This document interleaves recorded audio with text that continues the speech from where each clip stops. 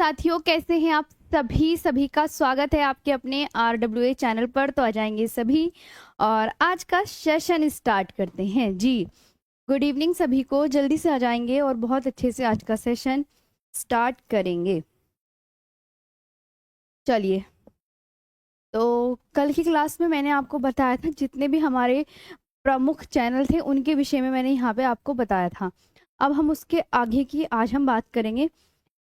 तो सबसे पहले तो आप गुड इवनिंग गौरव, पूजा, आकाश जी। और बहुत अच्छे से आज का सेशन भी कवर करेंगे। मैं आपको बता दूं, इसमें मैं आपको जो है संपूर्ण भूगोल कंप्लीट कराने जा रही हूँ। ये जो डेली क्लास होती है 4 बजे होती है और जितने भी आज नए साथी जुड़े होंगे वो डेली इस क्लास में जब तक बने रहेंगे जब तक मैं आपको पूरी इंडियन, वर्ल्ड, फिजिकल सब ज्योग्राफी कंप्लीट ना करा दूं। और जितने भी पुराने साथी हैं वो भी साथ साथ इसमें नोट्स भी बनाते चलेंगे, नए वालों को भी नोट्स बनाने हैं और बस मेरे साथ जितनी भी मैं ये क्लास करवाऊँ उतनी करते चले और आपका जो है ज्योग्राफी से एक भी डाउट नहीं रहेगा। जितने भी प्रीवियस ईयर क्वेश्चन है उन सबको देखते हुए सब कुछ मैं इस थ्योरी में आपको कंप्लीट कराऊंगी। ज्योग्राफी बिल्कुल आपको दोबारा पढ़नी ही नहीं पड़ेगी, ऐसी ज्योग्राफी मैं पढ़ाने की पूरी पूरी कोशिश कर रही हूँ बहुत अच्छे तरीके से। तो आप जल्दी से आ जाओ।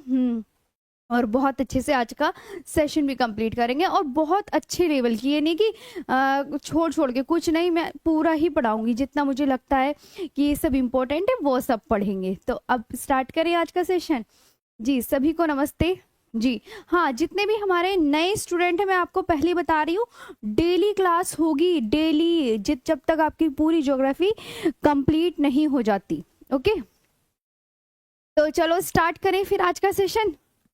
पढ़ा दे सबको। अब ये बताओ,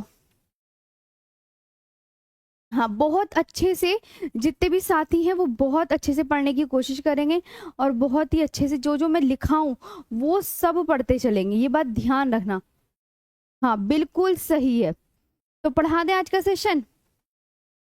चलो, कहाँ गया मेरा पेन? एक मिनट, पेन ले लेती हूँ। हम्म,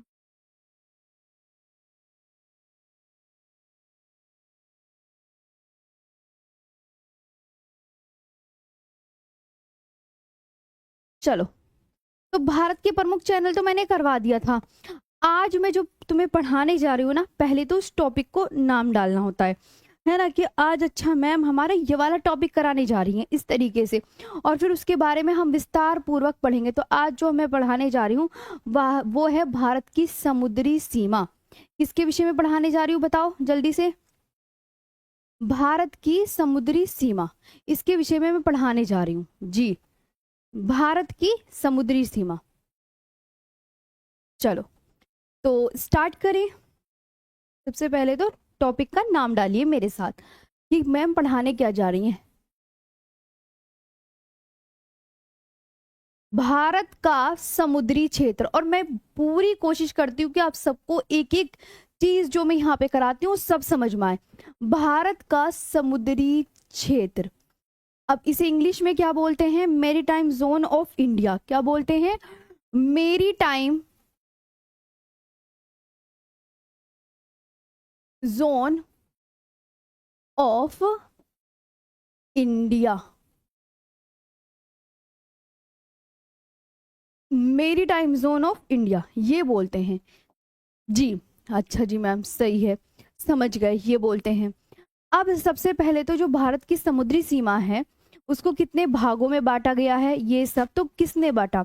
एक कानून है, उस कानून का नाम क्या है? United nation convention on the law of sea. ठीक, क्या नाम है? कि भारत को जो अंतर्राष्ट्रीय स्तर पर एक कानून कौन सा है, आप इसका नाम लिख लेंगे कि यूनाइटेड, पहले तो अच्छे से अब लिखते चलेंगे और मैं समझाते चलूंगी आपको साथ साथ। United nation, united nation convention on the law of sea, 1982 में आया था। देखो इसने ये बताया, इसने ये जो एक कानून है, ये क्या लिखा मैंने, united nation convention on the law of sea, ये कानून है और ये क्या करता है कि जितने भी अंतर्राष्ट्रीय स्तर पर भारत के समुद्री क्षेत्रों में कौन को कितना कितना बटा हुआ है उसके बारे में बताता है। ये आपको बहुत अच्छे से याद रखना है। तो सबसे पहले अब हम एक एक करके एक पॉइंट पढ़ेंगे। वो जैसे आपको पता है ना, मैं पढ़ाने क्या जा रही हूँ, आपको मैप में भी दिखा देती हूँ।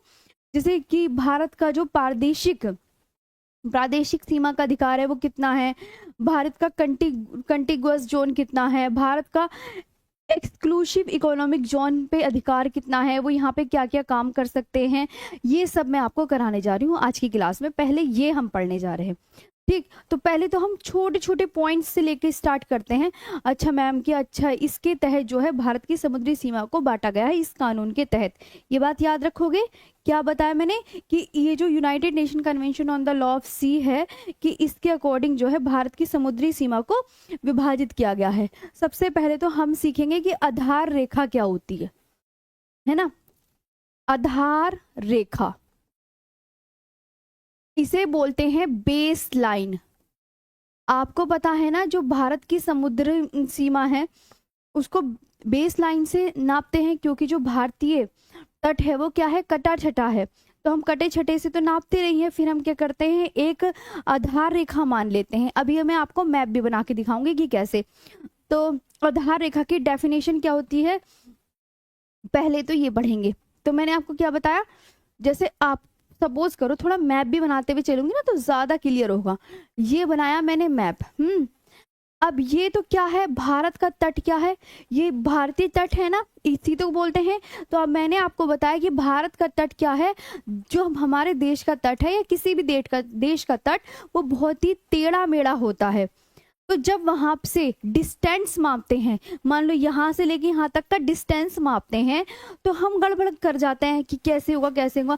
तो इसलिए हम क्या करते हैं, हमें एक ना आधार रेखा की आवश्यकता पड़ती है, उसे कहते हैं इमेजिनरी लाइन।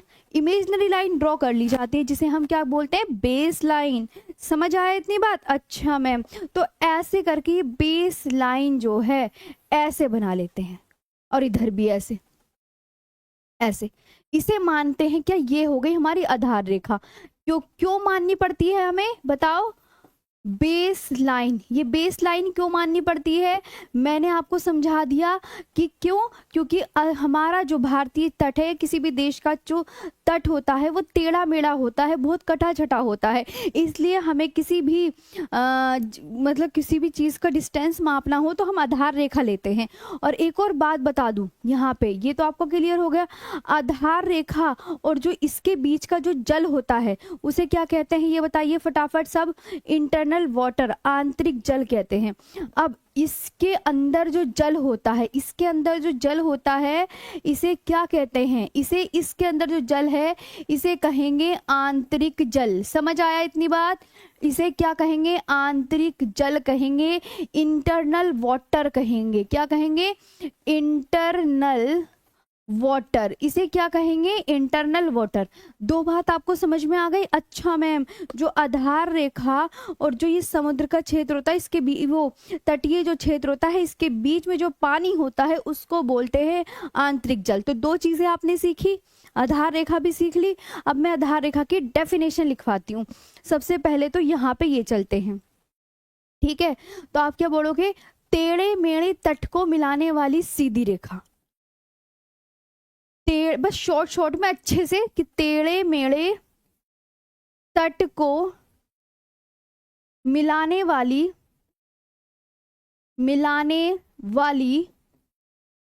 सीधी रेखा। याद हुआ,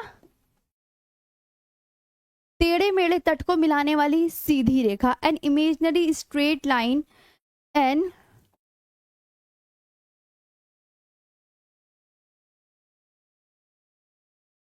imaginary straight line joining the crooked shore. ये आपको याद रखना है, ठीक है। अच्छा मैम, आधार रेखा भी हमें, ये इमेजनरी लाइन है, कैसी आधार रेखा? अच्छा मैम, इमेजनरी लाइन। अब हम दूसरी डेफिनेशन सबसे पहले सीखेंगे, आंतरिक जल क्या होता है। दूसरी डेफिनेशन हम किसकी सीखेंगे? आंतरिक जल। आंतरिक जल कि आंतरिक जल किसे कहते हैं मैम? इंटरनल वाटर किसे कहते हैं? Internal water. अभी मैंने क्या सिखाया आपको? इंटरनल वाटर बना के भी दिखाया ना आपको। मैंने क्या बना के दिखाया कि स्थलीय भाग, देखो स्थलीय भाग कौन सा है, एक बार और मैं ड्रॉ कर देती हूँ। यहाँ पर आओ सभी, इसे बोलते हैं स्थलीय भाग। ये है स्थलीय भाग, ये है ना स्थलीय भाग, दिख गया आपको? हाँ मैम दिख गया। स्थलीय भाग एवं आधार रेखा। अब आधार रेखा कौन सी है? कि अभी तो मैम आपने बताया ये है आधार रेखा। कि स्थलीय भाग एवं आधार रेखा, 2 पॉइंट याद करेंगे, स्थलीय भाग एवं आधार रेखा। चलो मेरे साथ याद करो। अच्छा मैम ये स्थलीय, इसे आपको याद भी करना चाहिए। ओहो अच्छा मैम, अब हम समझ गए कि इसको क्या बोलते हैं, इसको स्थलीय भाग बोलते हैं। ये स्थलीय भाग ही तो है। और ये क्या है, ये व्हाइट वाली जो लाइन है, इसका नाम क्या है? आधार रेखा। अब इन दोनों के मध्य स्थित जो सागरीय जल होता है, स्थलीय भाग और आधार रेखा के मध्य जो आंतरिक जल होता है, उसको क्या बोलते हैं? आंतरिक जल। समझ आया ये वाली डेफिनेशन भी? तो अब आप लिख लोगे ना कि मैम स्थलीय भाग एवं आधार रेखा के मध्य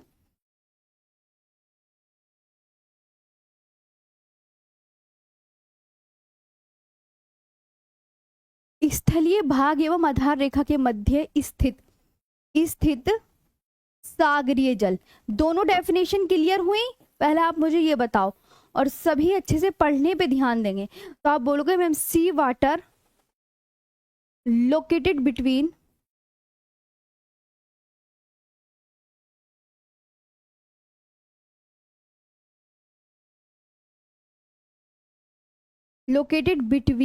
द लैंड एरिया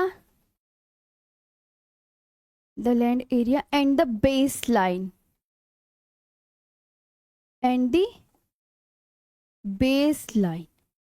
ये बोलते हैं।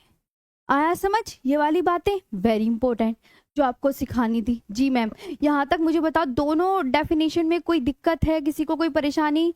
जी मैम, क्या मैंने हिंदी में? जी,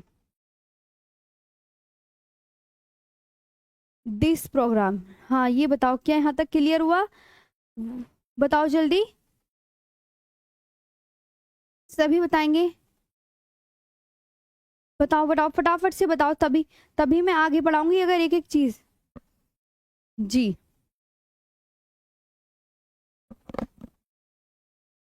आया समझ में? जी जी, सब ऑल क्लियर।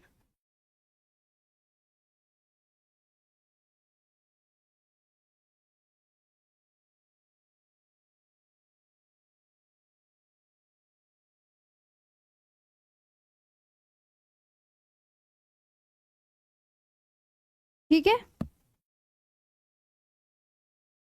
समुद्र के कानून पर संयुक्त राष्ट्र सम्मेलन, इसके तहत। समझे? जी, बहुत अच्छे से, ये तो हो गया मैम। अब हम आगे बात करते हैं, यहाँ पे इतना हो गया। आगे पहले बात कर लेते हैं कि मैम इसके बाद जो हमें याद रखना है, बेसिक पॉइंट बहुत इंपॉर्टेंट। पहले तो बेसिक पॉइंट, क्या बेसिक पॉइंट याद करने हैं आपको इसमें, और इम्पोर्टेंट भी हैं आपके, कि एक नॉटिकल मील कितना होता है? बताओ। एक नॉटिकल माइल कितना? Very important question. एक फैदम बताओ, पूछे जाते हैं ये।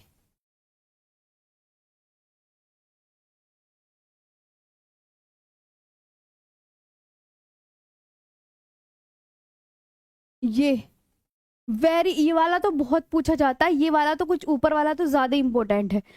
फैदम से हम क्या करते हैं, समुद्र की गहराई को हम फैदम में मापते हैं।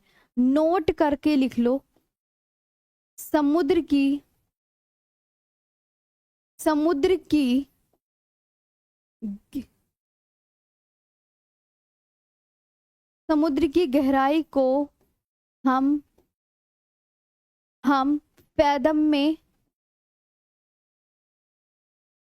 में मापते हैं।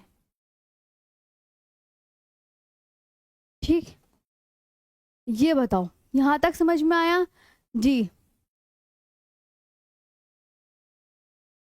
यहां तक आया समझ में? माइक को पॉकेट में रख दो, हाँ ठीक है। अरे इसमें चलो रख तो दिया है, अब देखना। हाँ चलो रख दिया पॉकेट में। यहां तक समझ में आया? एक फे... चलो तो अब ये बताओ कितना होता है एक नॉटिकल मील। तो आप बोलोगे 1.852, 1.852 किलोमीटर, ये याद रखना। और एक फैदम कितना होता है, 6 फीट। ये वेरी इंपॉर्टेंट है, ये आपको बहुत अच्छे से याद रखना है मैम। मैम स्थलीय सीमा और जलीय सीमा, RW स्टूडेंट, आपको मैप में बताया तो है। RW स्टूडेंट जो स्थल से ही अपनी बाउंड्री को टच करा, भारत जो पड़ोसी देश वो स्थलीय सीमा लगा रहे हो, जो जल के साथ सीमा लगाते हैं उन्हें जलीय सीमा बोलते हैं। हाँ, जो भूमि के साथ सीमा लगाते हैं उन्हें क्या बोलते हैं, स्थलीय सीमा बोलते हैं। चलो आगे चलते हैं, आगे ये वाली बात हो गई ना। हाँ, पहले आप मुझे ये बताओ यहाँ तक चीजें क्लियर हैं? ठीक है, इसके बाद यहाँ तक आया समझ में? पहले ये बता दो सब, उसके बाद आगे का करवाऊंगी। तो किसी भी देश का तट क्या होता है, टेढ़ा मेढ़ा, तो हम वहां से क्या मापते हैं, डिस्टेंस मापते हैं। तो जब हम गड़बड़ा जाते हैं तो हम फिर क्या करते हैं, इसलिए एक इमेजिनरी लाइन लाइन को ड्रॉ करते हैं, जिसे क्या कहते हैं, हम आधार रेखा कहते हैं। आधार रेखा की डेफिनेशन ये याद रखनी ही रखनी है आपको। चलिए, तो अब आंतरिक जल की भी हो गई, ये भी हो गई। इसके बाद अब मैं बनाती हूँ, जैसे हमारे यहाँ पे मैप बनाओ कि भारत के समुद्री क्षेत्रों को कितने भागों में बांटा गया है, ये बताना कोई। तो सबसे पहले मैप के माध्यम से सीखो, है ना। भारतीय समुद्री क्षेत्र को कितने भागों में बांटा गया है, कोई आपसे पूछे तो आप बोलना 3 भागों में बांटा गया है। कितने में बांटा गया है, आप क्या बोलोगे मैम, 3 भागों में बांटा गया है। कैसे, देखो इधर आओ। एक तो हमने ये वाली लाइन क्या मानी हमने, ये वाली कौन सी लाइन है, इसे बोलो कि मैम ये है आधार रेखा। इस वाली लाइन का नाम क्या है, आधार रेखा। और अगर मैं ये वाली लाइन ड्रॉ करूं तो इसे क्या बोलते हैं, ये आप बोलोगे मैम इसे बोलते हैं, इस वाली लाइन को क्या बोलते हैं, इसे प्रादेशिक समुद्री सीमा। ये हो गई एक, थोड़ा सा और बड़ा करा, प्रादेशिक समुद्री सीमा हो गई। दूसरी जो हमें ड्रॉ करनी है, ये वाली कौन सी हो गई, कंटिगुअस जोन हो गया यहाँ से। और एक कौन सा हो गया, एक्सक्लूसिव इकोनॉमिक जोन। ऐसे करके तो लेते हैं एक्सक्लूसिव इकोनॉमिक जोन। ये आपको तीनों ऐसी ही लाइन ड्रॉ कर लो। तो सबसे पहली वाली जो मैंने बताई है, इसको क्या बोल रहे हैं, आप बोलोगे मैम ये है बेस लाइन। ग्रीन वाली कौन सी है, आप स्टूडेंट याद करना, बेस लाइन इसे बोलते हैं आधार रेखा। इस वाली को क्या बोलते हैं, हरी वाली को बेस लाइन, बेस लाइन या आधार रेखा बोलते हैं। ये आपको याद रख लिया। और ये तो हमारा भारत है, आप बहुत अच्छे से जानते हैं।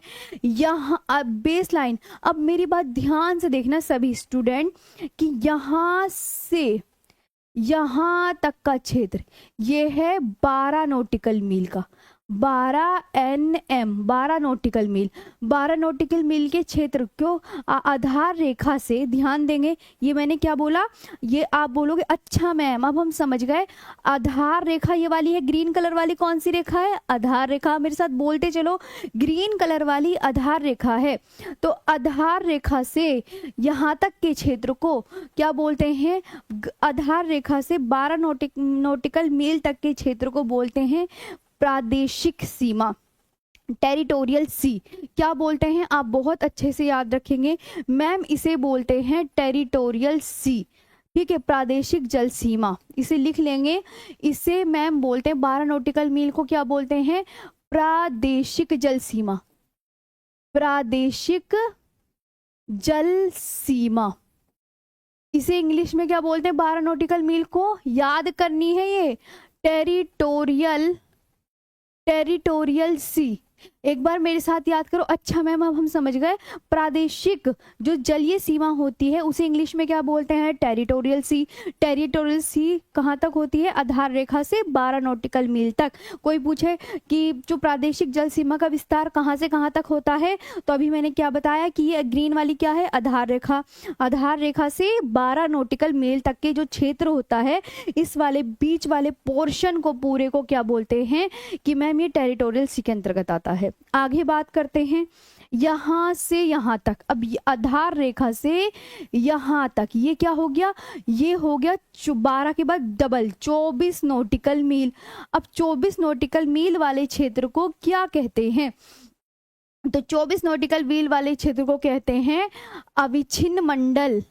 ये मैं यही लिख रही हूं, अविच्छिन्न, अविच्छिन्न मंडल, मंडल या संलग्न क्षेत्र, या संलग्न क्षेत्र। इसे इंग्लिश में क्या बोलते हैं? कंटिगुअस जोन, कंटिगुअस जोन बोलते हैं। ये भी बात समझ गया आ गया कि अच्छा मैम जो हम ये याद करेंगे अविच्छिन्न मंडल या कंटिगुअस जोन कहाँ से कहाँ तक है, तो आप बोलोगे मैम आधार रेखा से 24 नॉटिकल मील तक के क्षेत्र को अविच्छिन्न मंडल या संलग्न क्षेत्र कहते हैं। अच्छा अब आपके बचा ये वाला, यहाँ आधार रेखा से 200 नॉटिकल मील तक के क्षेत्र को, क्योंकि हम समुद्री नॉटिकल मील इसको क्या बोलते हैं? ये हमें याद करने हैं, ये बात याद रखना। तो आप बोलोगे मैम इसे बोलते हैं 200 नॉटिकल मील वाले को अनन्य, अनन्य आर्थिक क्षेत्र, अनन्य आर्थिक क्षेत्र। क्या बोलते हैं? अनन्य आर्थिक क्षेत्र, एक्सक्लूसिव इकोनॉमिक जोन। क्या बोलते हैं? एक्सक्लूसिव इकोनॉमिक, इकोनॉमिक जोन बोलते हैं, ये बोलते हैं अनन्य आर्थिक क्षेत्र। ये आधार रेखा से 200 नॉटिकल मील तक के क्षेत्र को अनन्य आर्थिक क्षेत्र बोलते हैं। तीनों याद हो गए? पहले आप मुझे बताओ। अब अच्छा मैम ये अब इस 200 नोट यहाँ से लेके यहाँ तक का, अब ये जो पूरा एरिया बचा, अबे यार इसको भी ना मैंने यही लिखना था, रुको ये फिर हमें ये वाला भी तो बताना था कि आगे क्या बचा। इसे मिटा लेते हैं थोड़ा सा, आगे बढ़ा करते हैं थोड़ा सा, और इसे ऐसे करके ऐसे कर देते हैं, और इसे वापस से ऐसे करके 200 नॉटिकल मील तक के क्षेत्र को देखो यहाँ पे क्या बोलते हैं, यहाँ लिख देते हैं। इसे बोलते हैं, दोबारा से याद करो, अनन्य आर्थिक क्षेत्र। तीनों को याद करना है, नाम याद कर लो, 4-5 बार पढ़ लो मेरे साथ साथ ही। अच्छा मैम अनन्य आर्थिक क्षेत्र बोलते हैं exclusive, exclusive economic, economic zone बोलते हैं। याद कर लिया? EEZ, EEZ ये बोलते हैं। तो ये आधार रेखा से 200 नॉटिकल मील तक के क्षेत्र को बोला जाता है।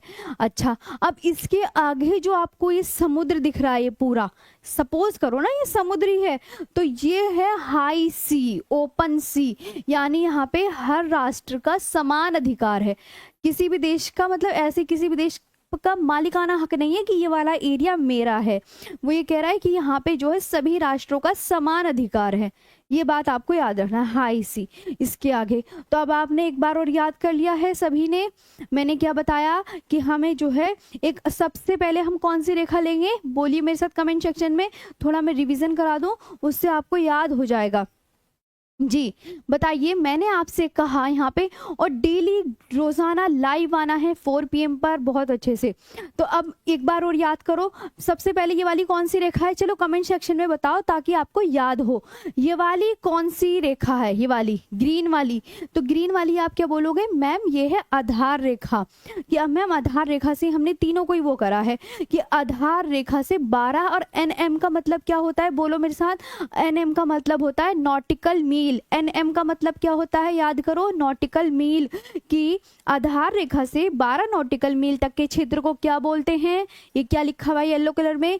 प्रादेशिक जल सीमा, यानी टेरिटोरियल सी बोलते हैं। याद हुआ? याद करना है, ये इंपॉर्टेंट है, एग्जामिनर पूछता है कि आधार रेखा से 12 नॉटिकल मील तक के क्षेत्र को मैं आपसे कहने लगी कि अनन्य आर्थिक क्षेत्र है। क्या ये बात सही बोल रही हूँ मैं? एक बार कमेंट सेक्शन में बताइए अगर आप मेरी बात सुन पा रहे हैं तो। फिर हम आगे बात करते हैं। मैंने कहा आधार रेखा से 24 नॉटिकल मील तक के क्षेत्र को क्या बोलते हैं? अविच्छिन्न मंडल या संलग्न क्षेत्र। क्या बोलते हैं? अविच्छिन्न मंडल या संलग्न क्षेत्र बोलते हैं। कंटिगुअस इंग्लिश में क्या बोलते हैं? Contiguous zone. क्या बोलते हैं इंग्लिश में? कंटिगुअस जोन बोलते हैं। इसके बाद फिर दोबारा लेना हमें कहाँ से? आधार रेखा से ही लेना है। आधार रेखा से बस सिंपल सा है, कोई रटना नहीं, कुछ नहीं करना, बस ये बोलना अच्छा मैम सब तो हम आधार रेखा से ले रहे हैं, तो याद करने वाली क्या चीज हो गई? ठीक है, तो आधार रेखा से दो, अब ये क्या लिखा हुआ है? 200 एनएम का मतलब क्या होता है? नॉटिकल मील। तो आधार रेखा से 200 नॉटिकल मील तक के क्षेत्र को क्या बोलते हैं? अनन्य आर्थिक क्षेत्र, EEZ भी लिखा हुआ आ जाता है, और एक्सक्लूसिव इकोनॉमिक जोन भी कहते हैं। अच्छा, अब मैं आपसे एक क्वेश्चन करने लगी, 200 नॉटिकल मील के आगे का जो क्षेत्र होता है वो क्या होता है? High sea. हाई सी यानी कि ओपन सी, खुला समुद्र। यहाँ पे क्या होता है? यहाँ पे आप बोलोगे किसी पर्टिकुलर किसी देश का अधिकार है, आप बोलोगे नहीं, यहाँ पे मैम ये जो हाई सी है, यहाँ से लेके यहाँ तक का जो समुद्र बचा हुआ हमें दिख रहा है, यहाँ पे क्या है कि सभी राष्ट्रों का समान अधिकार है। जो हाई सी है इस पे मैं क्या बोल रही हूँ, ध्यान से सुनो, कि सभी राष्ट्रों का समान अधिकार है। अब मैं आपसे क्वेश्चन करने जा रही हूँ। मैंने कहा ये जो हाई सी है यहाँ पे किसी एक राष्ट्र का अधिकार है? अब हाँ या ना में बताओ पहले। मैम हाँ जी, PYQ होंगे, डेफिनेटली होंगे, टेंशन क्यों लेते हो आप, पढ़ो तो सही जी। हाँ, तो अब ये बताओ पहले, पढ़ने पे ध्यान दो, यही आपके, ये पता है, इधर आओ, यही आपके PYQ हैं, यही इनसे ही प्रीवियस ईयर क्वेश्चन बन रखे हैं कि आधार रेखा से 12 नॉटिकल मील तक के क्षेत्र को, तभी तो मैं इतने फोकस से पढ़ाती हूँ कि यही याद करो तुम्हें फिर तुम प्रीवियस ईयर क्वेश्चन थ्योरी पढ़ के भी लगाओगे ना, तुम्हारा कभी गलत नहीं होगा, मैं इतनी गारंटी लेती हूँ, पक्का वाला। मैं खुद प्रीवियस ईयर पूरे चेक करके आती हूँ हर एक एग्जाम के कि कहाँ से क्या क्वेश्चन आ रहा है। मेरे पे विश्वास रखो, आप अच्छे से पढ़ते रहो। यहाँ पर मैं आपको क्या सिखा रही हूँ, ठीक है? तो इसलिए प्रीवियस ईयर क्वेश्चन पे इतना फोकस नहीं, इस पे फोकस करो जो मैं तुम्हें सिखाती हूँ। चलो इधर आओ। हाई सी पे मैंने क्या बोला? मैंने कहा यहाँ पे किसी एक पर्टिकुलर देश का अधिकार है, आप बोलोगे नहीं, अभी तो मैम आपने बताया कि यहाँ पे सब हाई सी पर जो है सभी, जहाँ सभी राष्ट्रों का समान अधिकार है। लिख देती हूँ, सभी राष्ट्रों का, सभी देशों का, सभी राष्ट्रों का समान अधिकार, समान अधिकार। ओके, याद हो गया ना क्लास में? किसी एक देश का मालिकाना हक नहीं है इस पर, ये भी मैंने आपको लिख दिया है। चलो आगे चलते हैं नेक्स्ट पर। अब मैं आपको एक एक चीज सिखाऊंगी। अब हमें क्या करनी होगी? अब हमें इनकी डेफिनेशन याद करनी होगी कि प्रादेशिक जल सीमा, ये आप ठीक है, ये सब आपको पढ़ने हैं। तो अब इसके बारे में आगे चलते हैं। चलो ये बिल्कुल अच्छे से याद कर लिए ना? अब डेफिनेशन, तो भारतीय समुद्री सीमा को कितने भागों में बांटकर पढ़ते हैं? यहां लिखो, भारतीय समुद्री सीमा को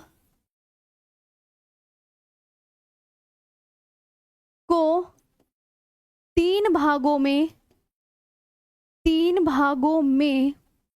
बांटकर पढ़ते हैं। बांटा गया है, बांटा गया है, डिवाइडेड इनटू 3 पार्ट्स।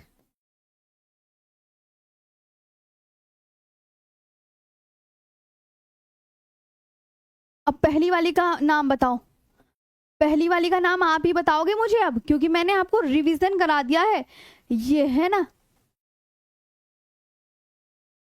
चलो पहली वाली का नाम बताओ, ये हेडिंग है, आप बोलोगे मैम पहली वाली का नाम क्या है? पहली वाली का नाम बताओ सब, क्या नाम है? प्रादेशिक जल सीमा। क्या नाम है? प्रादेशिक जल सीमा। क्या नाम है? रिवीजन बहुत मस्ट है। और प्रादेशिक जल सीमा को इंग्लिश में क्या बोलते हैं? टेरिटोरियल सी, ये बोलते हैं। अच्छा, अब ये इसकी डेफिनेशन क्या लिखेंगे, क्योंकि ऐसे तो याद नहीं होती।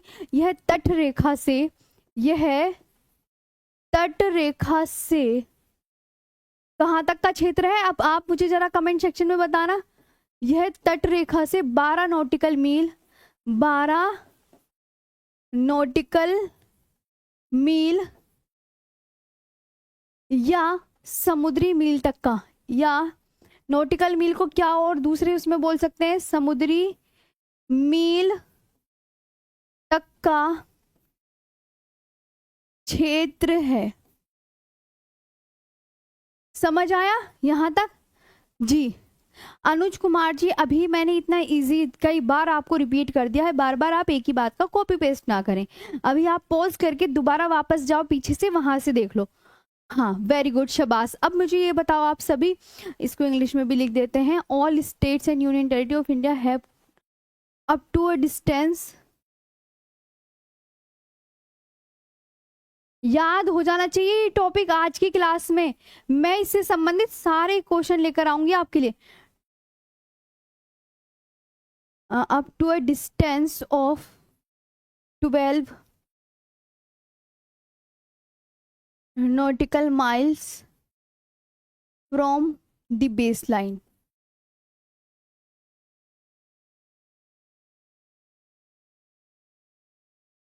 है ना? भारत को, अब भारत को इस क्षेत्र में क्या क्या अधिकार प्राप्त हैं ये भी पूछा जाता है। ये कि भारत को इस क्षेत्र में, तो भारत को इस क्षेत्र में, भारत को इस क्षेत्र में, इस क्षेत्र में सभी प्रकार के, सभी प्रकार के संसाधनों के दोहन का, संसाधनों के दोहन का पूर्ण अधिकार है। पूर्ण अधिकार मानिए इस क्षेत्र पर भारत का पूर्ण अधिकार है, पूर्ण अधिकार। और आगे वालों पे ना कुछ कुछ अधिकार दिए गए हैं, ये बात ध्यान रखना। All states and UTs of India have to the right, have to the right to sail without any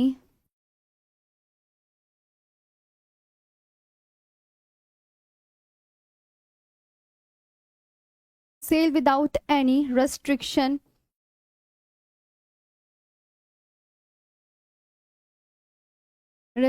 within their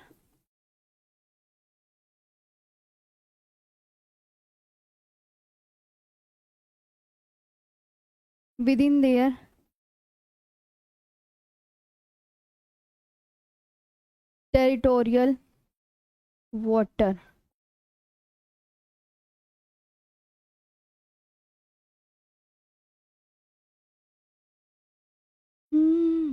ठीक है, ये याद रखना है। मैम यहाँ पे जो है भारत का क्या अधिकार है, तो आप बोलोगे मैम संपूर्ण अधिकार, इतना याद रखना। जी मैम, जगह से होगा आमने स्थलीय,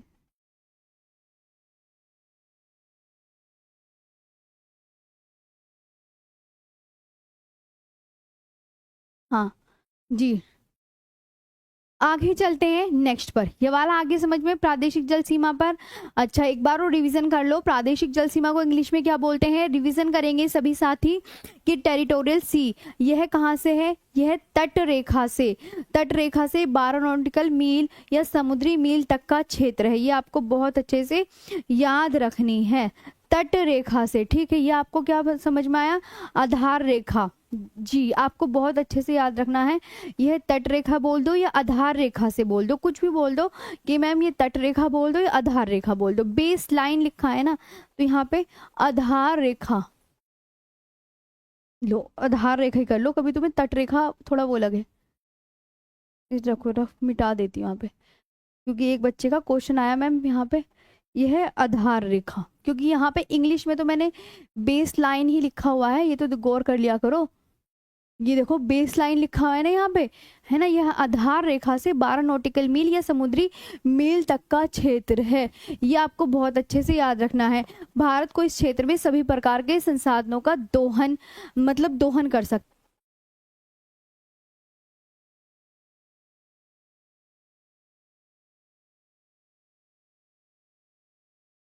आगे चलते हैं नेक्स्ट पर।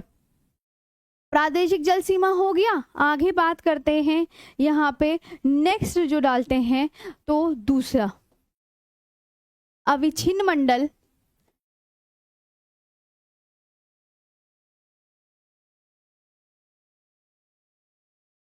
अविच्छिन्न मंडल या संलग्न क्षेत्र, या संलग्न क्षेत्र, क्या बोलते हैं, contiguous zone.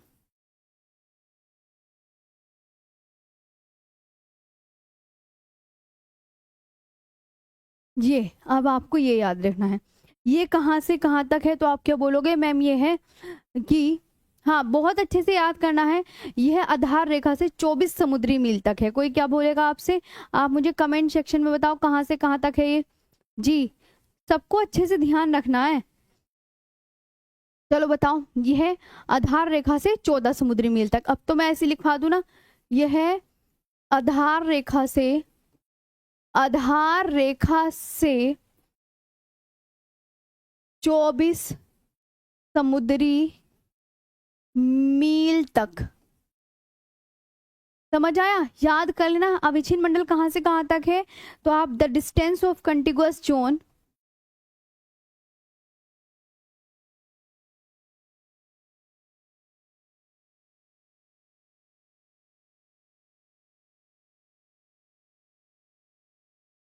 The distance of contiguous zone is 24 nautical miles from the baseline, from the baseline। ये याद रखना होता है। समझ आया यहाँ तक, जी मैम यहाँ तक आपको क्लियर है। ये अभी मेरे साथ ही याद करते हुए चलना है। अच्छा 24 नॉटिकल मील पे क्या क्या नहीं कर सकते, मतलब भारत को क्या क्या अधिकार है, तो आप बोलोगे मैम अधिकार, सीमा शुल्क, सीमा शुल्क लेगा। अगर कोई इस वाले एरिए में बिना बताए आ जाता है, यहाँ से यहाँ तक वाले 24 नॉटिकल मील वाइट कलर की लाइन तक है ना, अगर इस क्षेत्र में कोई भी बिना पूछे जो है किसी की नाव आ गई या कुछ आ गया, या कोई मछुआरे आ गए या कोई भी आ गया, तो उसे क्या देना पड़ेगा, उसे कस्टम ड्यूटी देनी पड़ेगी, सीमा शुल्क देना पड़ेगा कि आप हमारे बॉर्डर के अंदर आए क्यों, मतलब आए क्यों। अगर पूछ के आ रहे हैं, अगर वो पूछ के आ रहे हैं तो कोई बात नहीं, अगर लेकिन वो ऐसी जबरदस्ती आते हैं, चोरी छुपे आते हैं, तो उन्हें क्या देना पड़ेगा, सीमा शुल्क देना पड़ेगा, कस्टम ड्यूटी। ये आपको अच्छे से याद रखना है, कस्टम ड्यूटी। कोई गैर इंसान अंदर नहीं प्रवेश कर सकता। ठीक, साफ सफाई की जिम्मेदारी, भारत यहाँ पे साफ सफाई, अपना पूरे उसकी साफ सफाई की जिम्मेदारी, कोई पोल्यूशन ना हो, कोई कुछ ना हो, मतलब उसका ध्यान रखे। तो रिस्पॉन्सिबिलिटी, और किसकी रिस्पॉन्सिबिलिटी, फॉर क्लीनलीनेस,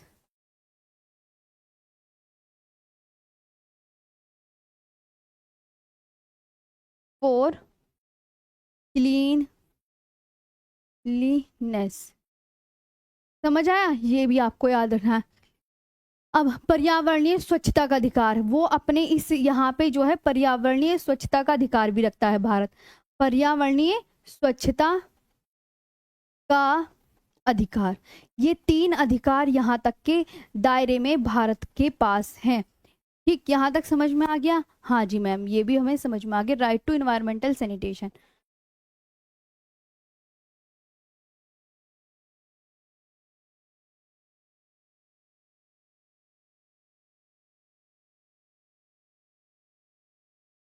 सैनिटेशन, ये याद रखना होता है। ठीक है, भारत को ये 3 अधिकार बिल्कुल है। अब लास्ट आपका जो अंतिम बचा है मैम, वो कौन सा बचा है? आप क्या बोलोगे? मैम अविच्छिन्न मंडल या संलग्न क्षेत्र बचा है।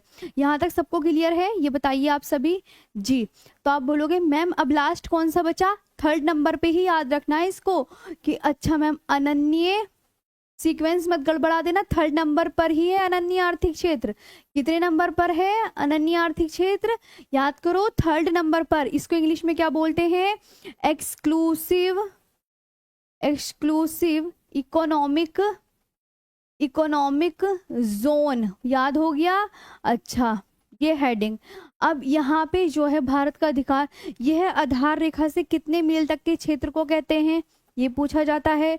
तो आप बोलोगे मैम ये है आधार रेखा से, आधार रेखा से 200 नॉटिकल मील, 200 नॉटिकल मील। एनएम को तो तुम लिख लोगे ना, 200 नॉटिकल मील तक है ये, समझ गया? तक के क्षेत्र को, तक के आगे लिख सकते हैं, तक के क्षेत्र को अनन्य आर्थिक क्षेत्र कहा जाता है। Extends up to,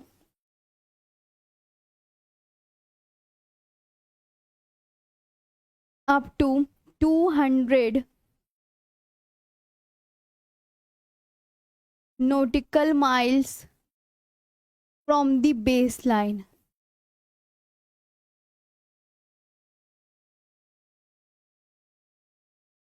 from the baseline। अब आ गया समझ में? यहाँ तक क्लियर हो गया? हाँ जी मैम। यहाँ पे क्या क्या अधिकार हैं भारत को?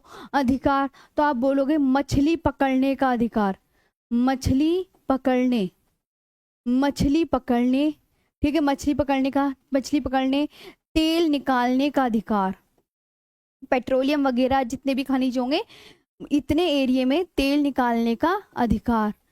अगर कोई नया द्वीप मिल जाता है तो आप बोलोगे, अगर कोई नया द्वीप, कोई नया द्वीप मिल गया है ना, तो नया द्वीप तो वो भी अगर वो किसी और देश ने खोज लिया कोई द्वीप, तो वो भी भारत के ही अंडर में आएगा।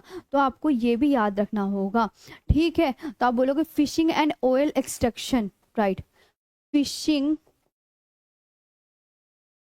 एंड ऑयल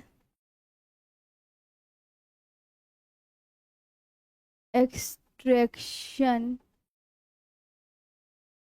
राइट, ठीक है। और न्यू आइलैंड, कोई भी न्यू आइलैंड किसी अन्य देश को भी मिलता है तो वो तब भी भाई उस पर मालिकाना हक भारत का ही रहेगा, ठीक है?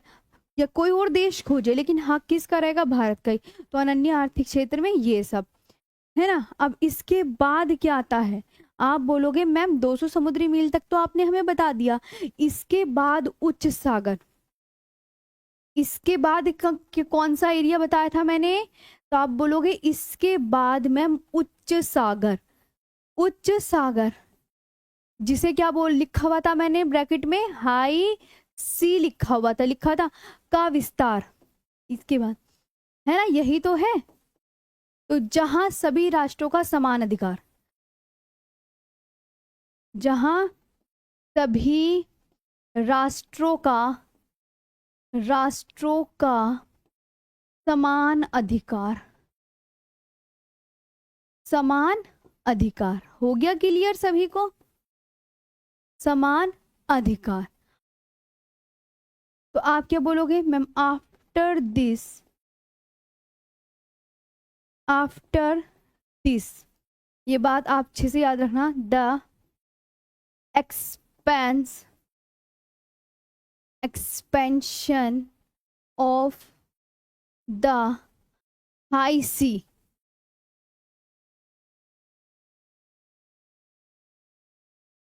हाई सी, जिसे ओपन सी भी बोल सकते हैं, high sea, where all, where all nations have, where all nations have equal right. ये आपको याद रखना है। सब अब मैंने बहुत अच्छे से याद करा दिया। आपका ये पूरा ये टॉपिक भी कंप्लीट हो गया है। ठीक है, ये आपका बाइलिंगुअल पूरा कंप्लीट हो गया है। बाइलिंगुअल मैं इसलिए कराती हूँ ताकि दोनों होते हैं, इंग्लिश और हिंदी मीडियम वाले। अब ये बताइए, यहाँ तक क्लियर है? जी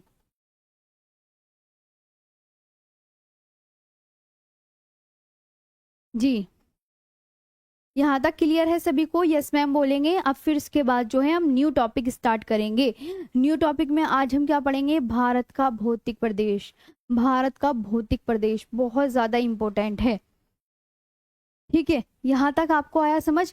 एक बार इसका रिवीजन करा दें। पहले बात जिसको जिसको समझ में आया यस मैम बोलिएगा, फिर मैं आगे बढ़ती हूँ। सुरेखा, ऐश्वनी, ऋषि, बिशु, वर्षा, मुकेश, राकेश, रेणु। जी यहाँ तक क्लियर है? जी हाँ, thank you for English translation. एक स्टूडेंट बोल रहे हैं जी मैं बाइलिंगुअल ही कराऊंगी आपको, आप परेशान ना हो। तो एक बार इसका रिवीजन कर लें आप सब। अब मैं न्यू पहले इसका मैप और देख लेते हैं। मैंने एक मैप और लिया है ताकि आप सबको और अच्छे से देखो। ये एक मैप है, यहाँ पे आप देख सकते हैं। और ये हमारा प्रायद्वीपीय भारती, सपोज करो ये वाला, ये प्रायद्वीपीय यानी हमारा क्या, स्थलीय सीमा। स्थलीय सीमा से देखो ये इंटरनल वाटर कैसे होता है, आप इस पे भी गौर कर लीजिए। अच्छा मैम, ये देखो ये स्थलीय सीमा, ये स्थलीय सीमा, और ये वाली लाइन बेस लाइन। तो बताया था ना, ये बेस लाइन है, ये और ये स्थलीय सीमा। ये तो स्थलीय सीमा और बेस लाइन, इधर आओ सभी। मैं तुम्हें क्या सिखा रही हूँ, ये वाला मैप सिखा रही हूँ कि स्थलीय सीमा है ना, और बेस लाइन के, बेस लाइन ये लिखी हुई है ना, बेस लाइन के बीच के पानी को क्या कहते हैं? इंटरनल वाटर कहते हैं। इस वाले पानी को ही कहते हैं इंटरनल वाटर, आंतरिक। वो हाँ, यहाँ पे आया समझ में? अब बेस लाइन से, अब देखो ये वाली तो बेस लाइन है, ध्यान देंगे। बेस लाइन को इंग्लिश में क्या बोलते हैं? बेस लाइन को इंग्लिश में बोलते हैं आधार रेखा। आधार रेखा से 12 नॉटिकल मील, देखो ये 12 नॉटिकल मील लिखा है। 12 नॉटिकल मील यहाँ तक के क्षेत्र को क्या बोलते हैं? इंग्लिश में याद करो, टेरिटोरियल सी। टेरिटोरियल सी को इंग्लिश में क्या बोलते हैं? प्रादेशिक सीमा। क्या ये नाम याद करने हैं? मेरे साथ लिखो इसे इंग्लिश में क्या हिंदी में क्या बोलते हैं? प्रादेशिक सीमा। अच्छा, अब फिर से इस वाली लाइन को ही कि मैम अच्छा, आधार रेखा से, यह आधार रेखा से, आधार रेखा से ये 24 नॉटिकल मील के क्षेत्र को क्या बोलते हैं? तो आप क्या बोलोगे? मैम इतने को बोलते हैं कंटिगुअस जोन। ये लिखा हुआ, ये 24 नॉटिकल मील ये ऊपर लिखा हुआ कि मैम यहाँ से बेस लाइन से लेके, ये जो बेस लाइन मैंने आपको बना दी ना, देखो बेस लाइन, ये बेस लाइन से लेके यहाँ तक के क्षेत्र को बोलते हैं कंटिगुअस जोन। ये 24 नॉटिकल मील। तो आप इसको क्या बोलेंगे? कंटिगुअस जोन को क्या बताया था? बताओ क्या बताया था? सारे याद करने होते हैं। आप बोलोगे मैम कंटिगुअस जोन को आपने बताया अविच्छिन्न मंडल या संलग्न क्षेत्र। क्या बताया था? अविच्छिन्न मंडल। याद करोगे तभी याद होगा। अविच्छिन्न मंडल या संलग्न क्षेत्र, या संलग्न क्षेत्र। अब आपका आधा आता है कौन सा? अनन्य आर्थिक क्षेत्र की आधार रेखा से, आधार रेखा से जो है 200 नॉटिकल मील तक के क्षेत्र को क्या बोलते हैं? एक्सक्लूसिव इकोनॉमिक जोन, यानी अनन्य आर्थिक क्षेत्र। हिंदी इंग्लिश हो गई याद? कहाँ से कहाँ तक 200 नॉटिकल मील है, कहाँ से कहाँ तक 24 नॉटिकल मील है, कहाँ से कहाँ तक 12 नॉटिकल मील है, याद कर लिया। हिंदी इंग्लिश याद कर ली। कौन सा क्या क्या अधिकार कहाँ तक भारत रखता है ये भी याद कर लिया। नए द्वीप का मान लो नए द्वीप है, तो नया द्वीप अगर कोई मिला है तो वो कहाँ मिलेगा? एक्सक्लूसिव इकोनॉमिक जोन में। तो उस पर भारत का अधिकार होगा, ये बात ध्यान रखना, चाहे वो किसी भी अन्य राष्ट्र ने या देश ने खोजा हो। तो ये टॉपिक आपका बिल्कुल हो गया है कंप्लीट। अब हम नेक्स्ट टॉपिक पर चलते हैं। ठीक जी, जगदेव मेहरा जी आपके कहने से नहीं, मैम इन पर बेस्ड क्वेश्चन भी। जी अनिकेत जी बिल्कुल बिल्कुल, आप टेंशन क्यों लेते हो? कल आपके इम्पोर्टेंट क्वेश्चन ही होंगे सारे। कल बिल्कुल, मैंने कल की क्लास जो है पहले इम्पोर्टेंट क्वेश्चन जहाँ तक अब तक मैंने करवा दिया, यही चीज़ें करवाऊंगी मैं कल, क्वेश्चन प्रैक्टिस। आगे बढ़े अब। चलो अब आता है नेक्स्ट टॉपिक, न्यू टॉपिक डालो। अब न्यू टॉपिक स्टार्ट करने जा रही हूँ मैं सभी साथियों का। रिवीजन कर लेना कि मैम अच्छा नन्ही आर्थिक क्षेत्र में कहाँ से कहाँ तक है। आधार रेखा से क्या नापना, आधार रेखा से ही मापते हैं कि आधार रेखा से 200 नॉटिकल मील तक के क्षेत्र को क्या कहते हैं, अनन्य आर्थिक क्षेत्र होते हैं। मछली पकड़ने, तेल निकालने का अधिकार और न्यायद्वीप कोई भी है तो उस पर किसका अधिकार होगा, भारत का ही अधिकार होगा। अविच्छिन्न मंडल ये संलग्न क्षेत्र, ये कहाँ से कहाँ तक है, ये आधार रेखा से 24 समुद्री मील तक है। The distance of contiguous zone is 24 nautical मील फ्रॉम द बेस लाइन। ठीक है, सीमा शुल्क कस्टम ड्यूटी इस अविच्छिन्न मंडल में ही लगेगी। साफ सफाई की जिम्मेदारी, रिस्पॉन्सिबिलिटी फॉर क्लीनलीनेस, पर्यावरणीय स्वच्छता का अधिकार, राइट टू इन्वायरमेंटल सैनिटेशन, ये सब अविच्छिन्न मंडल में ही होंगे। और नेक्स्ट है ये प्रादेशिक जल सीमा, आधार रेखा से 12 नॉटिकल मील तक के क्षेत्र को, यहाँ पे कुछ भी खनिज है, कोई द्वीप है, सब भारत को इस क्षेत्र में सभी प्रकार के संसाधनों के दोहन का पूर्ण अधिकार है, सब कुछ भारत के पास है। ठीक, तो अब आते हैं नेक्स्ट। और ये बहुत इंपॉर्टेंट है, एक चीज और दिखा दो इधर आओ। ये 1 नॉटिकल मील कितना होता है, वेरी इंपॉर्टेंट, 1.852 किलोमीटर। याद रखना है, एक फैदम में कितनी फीट होती है, 6 फीट। और समुद्र की गहराई को हम किससे मापते हैं, फैदम में मापते हैं। ये आपके लिए इंपॉर्टेंट है, इनको बहुत अच्छे से याद करना है। सही है, ठीक है। आंतरिक जल क्या कहते हैं, अच्छा मैम जो ये स्थलीय भाग है, स्थलीय भाग एवं आधार रेखा के मध्य जो जल होता है उसको बोलते हैं आंतरिक जल, इंटरनल वाटर। क्या बोलते हैं, इंटरनल वाटर बोला जाता है। अब आता है न्यू टॉपिक, सभी न्यू टॉपिक पे आ जाइए। क्या कराने जा रही हो मैम, भारत का भौतिक प्रदेश। चलो न्यू टॉपिक, भारत का भौतिक प्रदेश। इंग्लिश में क्या लिखेंगे, सभी नया स्टार्ट कर लो, बिल्कुल नया टॉपिक है, फिजियोग्राफिक डिवीजन ऑफ इंडिया।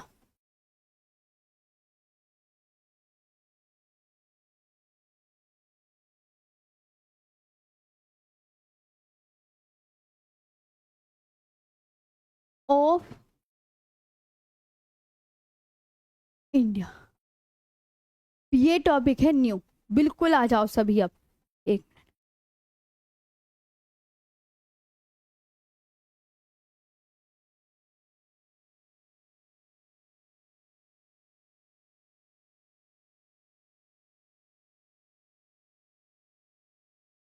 ठीक है, physiographic division of India, Bharat का भौतिक प्रदेश के बारे में चलते हैं। सबसे पहले तो मैप के माध्यम से ही मैं चीजें क्लियर करूंगी और आप मुझे बताना आपको चीजें क्लियर है या नहीं। ये आपको मैप दिख रहा है जी, अच्छा सभी इधर आ जाएं, अभी सभी जितने भी साथी हैं। मैम तटीय क्षेत्र के नाम कराओ। जगदेव मेहरा जी, मेरे प्यारे भाई, आपको मैं बिल्कुल सीक्वेंस से करा रही हूँ, जब मेरा टर्न आएगा तभी कराऊंगी। हाँ ये नहीं चैप्टर है ना जी। ये देखो आप ध्यान से, ये हमारा करोड़ों वर्ष पहले जो है हमारी धरती थी उसका मैप है, यानी करोड़ों वर्ष पहले, कब का, कितने करोड़ों वर्ष पहले का मैप है मैम जी। आप ये भी आपके दिमाग में सवाल आएंगे, तो 225 मिलियन ईयर्स एगो लिखा हुआ है यहाँ पे। यहाँ पे देखिए, फिलहाल इधर फोकस करेंगे, इधर आइए सभी। 225 मिलियन ईयर एगो लिखा है। मैं कब की बात आपको यहाँ पे डिस्कस करने जा रही हूँ, 225 मिलियन ईयर एगो की बात करने जा रही हूँ। ये बात दिमाग में बैठ गई। हाँ, जितने भी प्यारे साथी हैं वो एक क्वेश्चन के लिए पूछ रहे हैं, तो कल आपके क्वेश्चन पक्का होंगे, प्रॉमिस कर दिया है मैंने। अब क्वेश्चनों को बार बार नहीं पूछेंगे कोई भी साथी। चले आगे आते हैं। यहाँ पे मैंने आपको क्या बताया, ये जो 225 मिलियन ईयर एगो था, तो हमारी पृथ्वी जो है कुछ इस तरह की दिखती थी। ये आप क्या देख रहे हैं मैम, यहाँ पे तो देखो, इधर आओ, ये नॉर्थ अमेरिका भी लिखा है, यहाँ पे तो मैम यूरेशिया भी लिखा है, यहाँ पे तो मैम साउथ अमेरिका भी है, इधर अफ्रीका है, इधर इंडिया है, इधर ऑस्ट्रेलिया, इधर अंटार्कटिका। ये क्या मतलब है? तो आप ये बोलोगे इनको देखते हुए, अच्छा मैम इनको तो ऐसे लग रहा है कि जब 225 मिलियन ईयर्स एगो की बात है, तो जितने भी कॉन्टिनेंट है जिन्हें हम आज अलग अलग देखते हैं, वर्ल्ड का मैप आपने सबने देखा है, वर्ल्ड के मैप में सारे कॉन्टिनेंट आपको अलग अलग देखने को मिलते हैं। नॉर्थ अमेरिका उधर है यूरेशिया इधर आ गया, यूरोप और एशिया, और दक्षिण अमेरिका यानी साउथ अमेरिका नीचे की तरफ है, उसके आगे अफ्रीका है, उसके आगे प्रायद्वीप है भारत, फिर उसके आगे ऑस्ट्रेलिया है, और सबसे नीचे अंटार्कटिका। आज तो सब अलग अलग है ना? हाँ बोलो मेरे साथ कि जितने भी आज आप कॉन्टिनेंट देखते हो सारे अलग है ना? हाँ बोलो जितने भी स्टूडेंट हैं। मैं मुझे ये लगेगा कि हाँ आप मेरी बात ध्यान से सुन रहे हो। सारे कॉन्टिनेंट अलग अलग देखते हो ना वर्ल्ड के मैप में, लेकिन ये 225 मिलियन ईयर एगो क्या थे, ये आपस में जुड़े हुए थे। ओ अच्छा मैम जुड़े हुए थे, देखो कुछ इस तरीके से जुड़े हुए थे।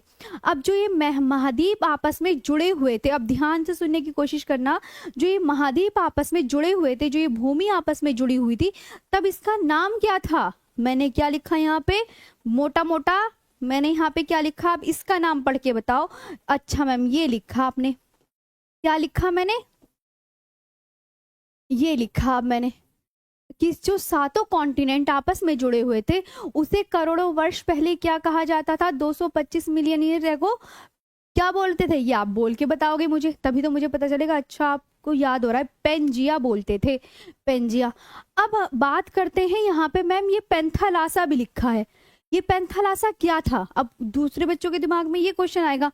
तो सपोज करो यहाँ पे है पानी, यहाँ पे क्या मैंने बनाया, यहाँ पे मैंने क्या बना दिया, वाटर, कि ये तो हमारी जितनी भी थी भूमि, ये तो लैंड एरिया हो गया।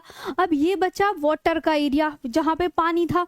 अब जो ये पानी इतना सारा था, तो पानी को पहले पानी नहीं क्या बोला गया है, जो बहुत बड़ा महासागर था, सागर था, यानी पहले महासागर को क्या कहा जाता था 225 मिलियन ईयर एगो? तो आप क्या बोलोगे, ये क्या लिखा हुआ है, इसको पढ़ के बताओ, पेंथालासा।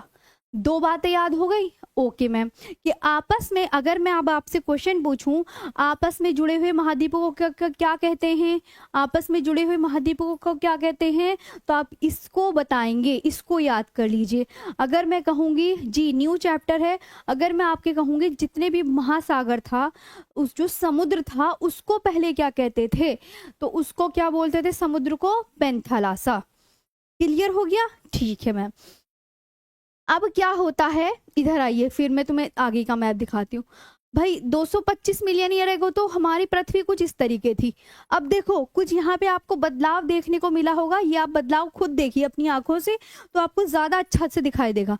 यहाँ पे लिखा है ना कि आपस में जुड़े हुए महाद्वीप पेंजिया।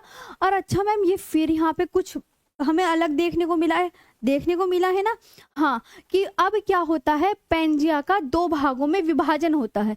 पेंजिया कितने भागों में टूटा, यहाँ पे मैं दिख रही हूँ, पेंजिया दो भागों में टूटा। अब आपसे एग्जामिनर ये भी पूछ सकता है, देखो यहाँ पे एक PYQ में भी पूछा जाता है कि कौन दो भागों में टूटा, कौन दो भागों में टूटा, पेंजिया टूटा या पेंथालासा? अब आप मुझे क्वेश्चन का आंसर बताओ। मैं आपसे कह दूं कि पेंजिया दो भागों में टूटा, क्या ये बात सही है? आप मुझे सही है लिख के बताओ, ये नहीं सही है, हाँ या ना में आंसर दो। कौन दो भागों में टूटा? आप बोलोगे पेंजिया दो भागों में टूटा। अच्छा मैम कैसे टूटा? देखो ऊपर ये जो नॉर्थ पार्ट है यानी उत्तर का भाग, उत्तर का भाग क्या कहलाया, ये क्या दिख रहा है आपको, उत्तर का भाग कहलाया लॉरेशिया। क्या कहलाया? यहाँ पे पहले मैं मैप, थ्योरी बाद में होगी, पहले मैप पे फोकस करेंगे। तो आप बोलोगे अच्छा मैम ये हमें दिख तो रहा है, इसे इस टाइम हम क्या बोलेंगे कि लॉरेशिया बोला है। क्या बोला है? लोरेशिया। लोरेशिया लिखा हुआ भी है, या अंगारा लैंड। अच्छा, कि ऊपर के भाग को क्या बोलते हैं? अंगारा लैंड बोलते हैं।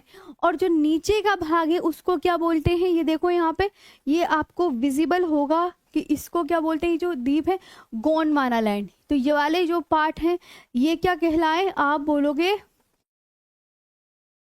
गोंडवाना लैंड, ठीक है। अब ये भी याद हो गया, यहीं पे क्लास में ही याद करना है सभी को। हाँ मैम समझ गए कि आपने ये बताया पेंजा 2 भागों में टूटा। पेंजा जब आपने बताया 2 भागों में टूटा तो ऊपर का पार्ट जो नॉर्थ पार्ट है वो अंगारा लैंड बोलते हैं, और अंगारा लैंड को अन्य किस नाम से जाना जाता है, अदर नेम भी बता दीजिए। तो अदर नेम क्या लिखा हुआ है, लॉरेशिया या अंगारा लैंड। और जो दक्षिण पार्ट है, जो सदर्न पार्ट है, वो क्या कहलाया, गोंडवाना लैंड। ये याद हुआ जी। अब उसके बाद फिर आते हैं, ये तो 250 करोड़ वर्ष पहले की बात हो गई। अब ये है 200 मिलियन ईयर एगो की। अब ये आती है 135 मिलियन ईयर एगो। अब उस टाइम क्या हुआ, अब फिर भाई हाँ, आंतरिक हलचलों की वजह से फिर इनमें देखो कितना दूर दूर हो गए, है ना। अब ये जो प्रायद्वीपीय भारत है ये यहाँ पे है, यहाँ पे भी प्रायद्वीपीय भारत ये दिखाई दे रहा है। अब यहाँ पे भी प्रायद्वीपीय भारत यहाँ दिख रहा है, आपको दिख रहा है ना प्रायद्वीपीय भारत। और यहाँ इस वाले मैप में जो आज हम देखते हैं, जो आज का मैप हम सबको ध्यान है, ये आ गया प्रायद्वीपीय भारत, ये है इंडिया। और वरना इंडिया कहाँ पे मौजूद है, ये है इंडिया, ये। तो अब देखो कितनी दूर दूर होते चले गए, किसकी वजह से, आंतरिक हलचलों की वजह से। तो अब देखो आप, पृथ्वी के अंदर जो आंतरिक हलचलें होती हैं उनकी वजह से, ज्यादा याद नहीं करना, बस जो मैं बता रही हूँ वो याद करना है। तो ये सब अलग अलग, और ये जाके कहाँ, ये ऊपर मिल गया एशिया के साथ, ठीक है। वैसे ये तब गोंडवाना लैंड का हिस्सा था, यहाँ पे गोंडवाना लैंड का राज ये एशिया में मिल गया है जाके। ये आपको समझ में आया जी। तो ये आपको बहुत अच्छे से याद हो गया है। हाँ मैप अच्छे से क्लियर हो गए। अब इनकी थ्योरी लिखवा दो। आगे भी मैम होता रहेगा जी, आगे भी इसका खिसकाव हो ही रहा है जी जी बिल्कुल। अब इसका मैप बना के अब हम अच्छे से पढ़ेंगे। अब तो तुम्हें मैप की बातें समझ में आ गई होंगी ना। अब मैं थ्योरी लिखवा दूं इसकी। चलो अब थ्योरी पे आओ, ताकि आपको और भी अच्छे से कोई डाउट ना रहे, सब कुछ क्लियर हो जाए। इसलिए पहले मैंने आपको मैप ही समझाया, मैंने कहा मैप समझ लोगे ना तो ज्यादा सही रहेगा। अब यहाँ पे बनाओ पृथ्वी, सभी स्टूडेंट ध्यान देंगे। ये क्या है, पृथ्वी। ये क्या बनाया, आप बोलेंगे मैम पृथ्वी, इसके अंदर ऐसे जुड़ी हुई भूमि बना दो आपस में, ऐसे ऐसे बना दो, ठीक। अच्छा मैम ये आपने क्या बना दिया, मैंने कहा ये मैंने बनाया आपस में जुड़े हुए महाद्वीप, जिनको क्या नाम दिया गया था, पेंजिया। क्या नाम दिया गया था आपस में जुड़े हुए महाद्वीपों को, पेंजिया। और जो उसके चारों ओर पानी था उसको क्या नाम दिया गया था, ये पानी ही तो था। तो यहाँ पे महासागर को उस टाइम क्या नाम दिया गया था, तो आप बोलोगे मैम ये था महासागर पेंथालासा।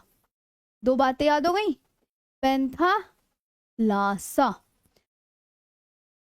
इन्हें हिंदी इंग्लिश में लिख लें, हाँ। आपस में जुड़े हुए महाद्वीप याद रखना, और पेंथालासा समुद्र को बोला गया, पेंथालासा। अब हम आगे बात करते हैं, तो पहले तो इसी की डेफिनेशन हम बहुत अच्छे से लिखेंगे जी, सभी अच्छे से। हाँ एक बार क्लास को लाइक भी करेंगे, शेयर भी करेंगे। पहले तो जितने साथी हैं एक बार सभी लाइक भी कर दो, चलो जल्दी से फटाफट लाइक करो। हाँ जितने देख रहे हैं देखें सभी प्लीज, हाँ। और सभी अच्छे से ऑफलाइन कमेंट्स करके भी बताना सेशन कैसा लगा। डेली क्लास होगी, डेली ही आपको आना है, ये पक्का प्रॉमिस कर लो अपने आप से कि हाँ मैम के नोट्स बनाएंगे। और सब कुछ जब आप प्रीवियस ईयर क्वेश्चन पढ़ोगे भी ना, ये थ्योरी से ही, और मैं भी आपको प्रीवियस ईयर क्वेश्चन करवाऊंगी, कुछ भी आपको चेंज नहीं लगेगा, सब कुछ आपको मिलेगा आपकी बुक में, ठीक। हाँ और ऑफलाइन कमेंट्स के क्वेश्चन भी आज मैं दूंगी आप सबको।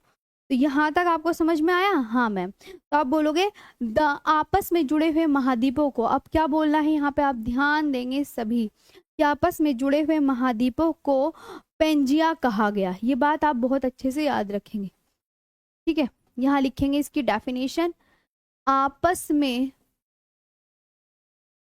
जुड़े हुए महाद्वीपों को पेंजिया कहा गया।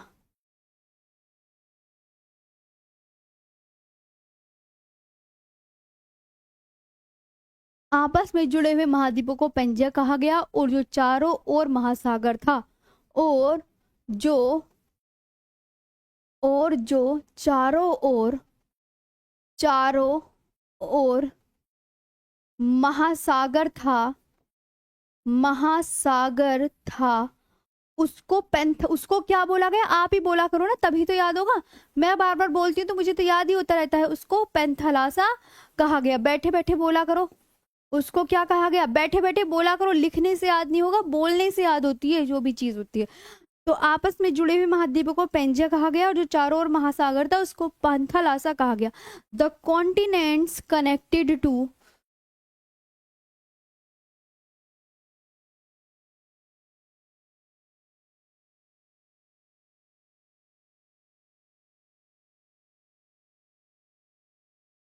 connecting to each other were called Pangaea. ठीक है, ये आपको बहुत अच्छे से याद रखना है। And the land and the ocean was cold, and the ocean was cold Panthalassa. ये आपको बहुत अच्छे से याद रहे। दोनों पॉइंट्स क्लियर हो गई। अब इसके बाद मैंने थ्योरी में क्या बताया था, आप बोलोगे अच्छा मैम कौन, इसके बाद आपने बताया था कि पेन कौन दो भागों में टूटा, मैंने यही तो आपसे क्वेश्चन किया था। तो आप बोलोगे मैम पेंजिया दो भागों में, आगे आपने बताया पेंजिया दो भागों में टूटा, पेंजिया दो भागों में टूटा, दो भागों में टूटा। पेंजिया कितने भागों में टूटा? दो भागों में। और वो भी कौन से युग में? कभी कभी ना एग्जामिनर पूछ लेता है युग, तो ये याद रखना, कार्बोनिफेरस युग में। बस इतना ही आपको याद रखना है पीवाईक्यू में, कार्बोनिफेरस युग में। कुछ नहीं याद करना, जो मैं बताऊं वही वही याद करते चलें। तो Pangaea broke into two parts, Pangaea broke into two parts, Pangea broke into two parts in the Carboniferous period. In the Carboniferous period. ये आपको बहुत अच्छे से याद रखना है। ओके मैम, सही है। मैंने आपको क्या बताया कि मैम ये जब टूटा तो इस तरीके से टूटा, डिवाइडेड इनटू टू पार्ट्स, यानी एक तरफ तो किसका? उत्तर का भाग, उत्तर का भाग, नर्दर्न पार्ट क्या कहलाया? आप मुझे कमेंट सेक्शन में बताओ सभी स्टूडेंट, जल्दी जल्दी बताओ। नर्दर्न पार्ट क्या कहलाया? उत्तर का भाग। और दक्षिण का भाग क्या कहलाया? दक्षिण का भाग क्या कहलाया? दक्षिण के भाग को इंग्लिश में क्या बोलते हैं? Southern part, southern part. अब बताओ क्या कहलाया? तो अभी अभी मैंने मैप में बताया ना, अब तो आपको रिवीजन ही करना है कि उत्तर का भाग कहलाया मैम लोरेशिया। लोरेशिया को अन्य किस नाम से जाना जाता है? लोरेशिया या अंगारा लैंड, अंगारा लैंड। ठीक है, यही तो बताया मैंने, लोरेशिया और अंगारा land. Northern part called Laurasia, Laurasia, Laurasia और अंगारा लैंड, अंगारा लैंड। और सदर्न पार्ट क्या कहलाया? आप क्या बोलोगे मैम? हाँ, गोंडवाना लैंड। एक चीज और अभी फोकस करेंगे एक चीज पे, इधर आओ कि मैम एक चीज नहीं बताई आपने। वो हाँ देखो इधर आओ, क्या नहीं बताया आपने? इधर आओ भी सुन लोगे, गोंडवाना लैंड। अच्छा क्या नहीं बताया मैम आपने? मैंने कहा कि मैप आओ, मैप में दिखाती हूँ, मैप में आ जाओ सभी, मैप में ही दिखाती हूँ सबको अच्छे से कि मैम ये जब टूटा तो बीच में पानी भी तो घुसा इसके। देखो इधर बीच में पानी घुसा, ये पानी है बीच में, ये ध्यान रखना, इसके बीच में ये पानी भी घुसा। तो यहाँ टैथिस सी लिखा हुआ है, कि जो बीच में पानी घुसा उसे बोलते हैं टेथिस सी। ठीक है, तो अब यहाँ पे देखो इस वाले मैप में और अच्छे से विजिबल हो जाएगा। अगर वहां पे विजिबल नहीं हो रहा कुछ कुछ तो इधर आ जाओ। अच्छा अभी बना के नहीं दिखाया मैंने। तो मैम, हाँ, तो सदर्न पार्ट ये खिलाया। अब बीच में तैथिस सागर, पहले लिख लो उसके बाद मैं बना रही हूँ। बीच में तैथिस सागर, इनके बीच में कौन सा सागर आ गया, ये भी, जहां से इसे क्या कहते हैं, बीच में Tethys Sagar, Tethys sea in the middle, Tethys sea in the middle. इसी यहां से आप क्या कहते हैं कि ma'am Tethys sea in the middle. अब यहाँ पे फोकस करो इस वाले पे, इधर आओ, नहीं मैप बनाना पड़ेगा पहले, मैप बनाऊंगी जब आपको देखना है। देखो इधर आओ, दोबारा से मैप बनाओ कि मैम टूटा कैसे ये तो बता दो आप पहले, है ना। तो इधर आओ सभी, मैं तोड़ के दिखाती हूँ इधर, यहाँ पे आ जाओ सभी।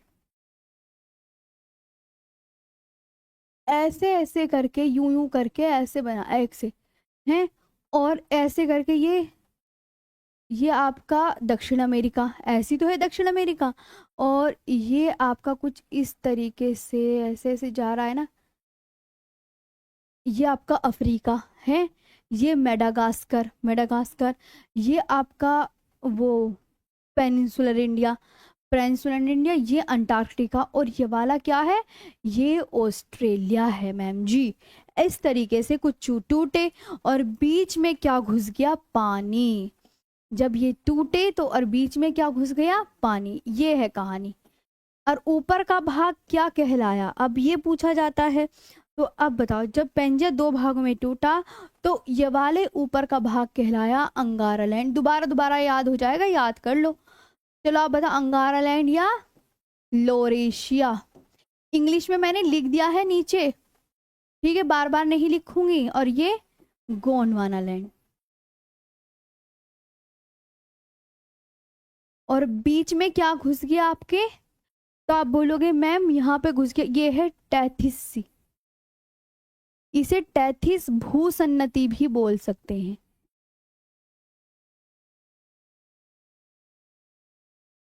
भूसन्नति। ठीक है, टेथिस भूसन्नति।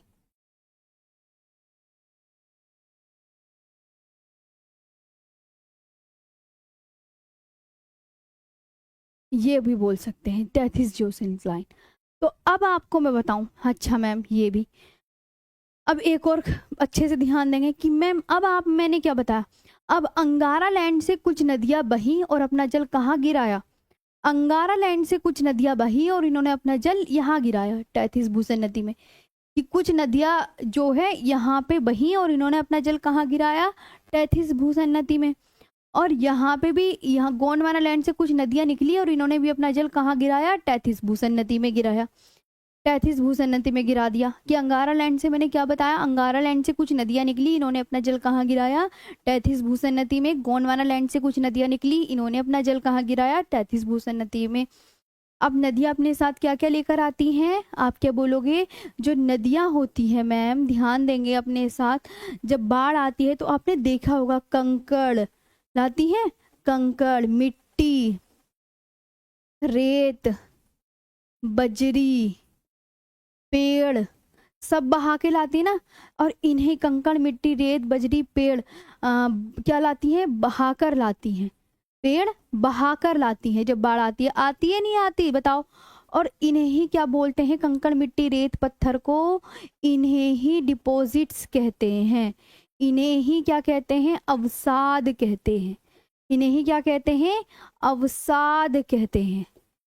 ज्योग्राफिकल लैंग्वेज में अवसाद, डिपॉजिट,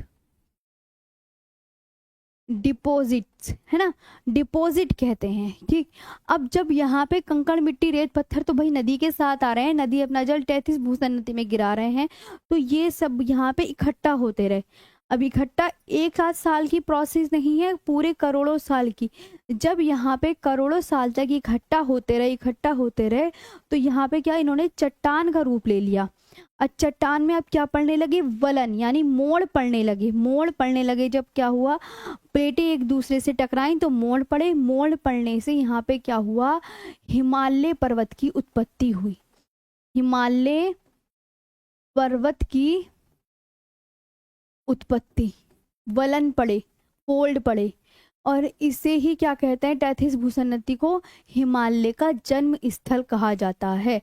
इसे ही क्या कहा जाता है, हिमालय का जन्म स्थल भी कहते हैं इसे, हिमालय का जन्म स्थल।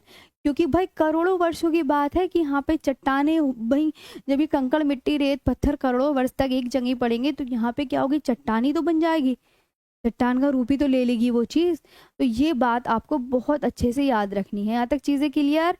यस मैम, एक एक चीज़ को बहुत अच्छे से याद करना है। मैं टेस्ट लूंगी सबका और सबसे पूछूंगी, देखना फिर बताना। मज़ा आ रहा है सेशन में, कोई दिक्कत तो नहीं है ना? सब बताओ पहले जी, बताइए यहाँ तक सबको क्लियर? हाँ जी जी, तो आगे बढ़ते हैं इसके बाद कि अच्छा मैम, अच्छा यहाँ पे भी हमें दो तीन चीज़ें सीखने को मिली कि मैं आपको बताया कि कंकड़ मिट्टी रेत पत्थर बजरी पेड़ बहाकर लाती हैं। तो यहाँ पे क्या हो गया, ये चट्टान का रूप ले लिया। चट्टानों में पृथ्वी की आंतरिक हलचलों के कारण क्या पड़ते हैं, दबाव पड़ने के कारण इन चट्टानों में मोड़ या वलन पड़े। मोड़ या वलन पड़ने से एक प्लेट जब दूसरी प्लेट से आपस में टकराती है ना, इंडियन प्लेट जब यूरेशियन प्लेट से टकराई तो इसमें क्या हुआ, वलन पड़े। वलन पड़ने से यहीं पे टेथिस भूसन्नति की जगह हिमालय पर्वत की उत्पत्ति हुई। इसीलिए टेथिस भूसन्नति को क्या कहा जाता है, हिमालय का जन्म स्थल कहा जाता है। ये बात आप याद रखेंगे।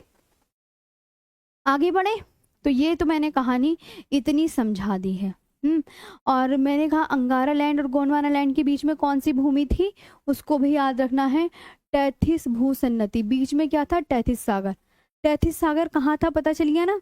जी मैम, पता चल गया है। आगे बात करें अब हम, अब क्या होता है, अब दोबारा से क्या होता है भाई, फिर करोड़ों वर्ष बाद दोबारा भाई टूटेंगी चीजें हैं। यहाँ पे पेंजा दो भागों में टूटा, उसके बाद भी दोबारा फिर टूटा।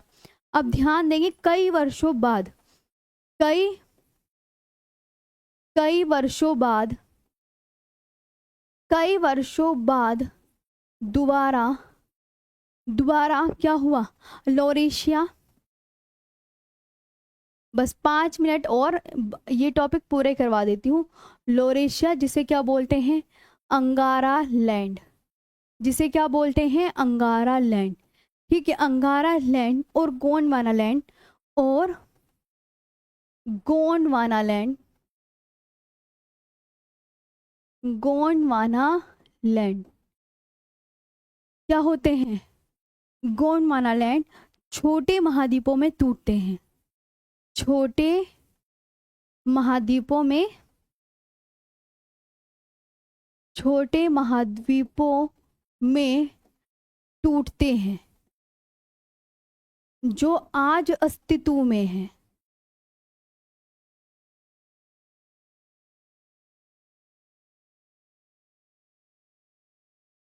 जो आज अस्तित्व में है, ये आपको बहुत अच्छे से याद रखना है।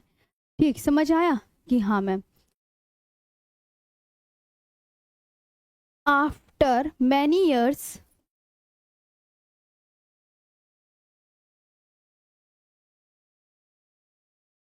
आफ्टर मैनी ईयर्स अंगारा land and Gondwana land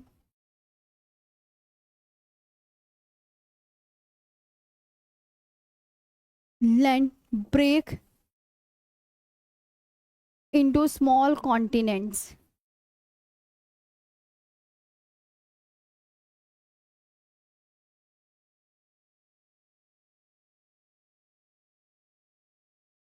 into small continents. यहाँ तक हुआ याद? अच्छा, अब ये क्या एग्जामिनर पूछेंगे आप सबसे ये पूछा जाएगा कि अंगारा लैंड में कौन, वेरी इंपॉर्टेंट समय, अंगारा लैंड में आज कौन कौन से महाद्वीप शामिल हैं, आप मुझे बताइए कमेंट सेक्शन में।